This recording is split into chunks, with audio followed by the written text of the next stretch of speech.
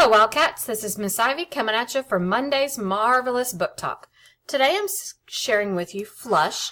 If you like holes and, kind of books that have a little bit of humor in them as well, then this adventure book is going to be right up your alley. So in this one, Noah's dad kind of has a problem controlling his anger. For example, he tried to stop the illegal dumping of the Carol Queen boat by sinking the ship. So within a couple of days, the boat and the casino are back up and running again, and Noah's dad is in prison. But Noah sets out on his own to prove that there is illegal dumping and that it's hurting the water and the beaches.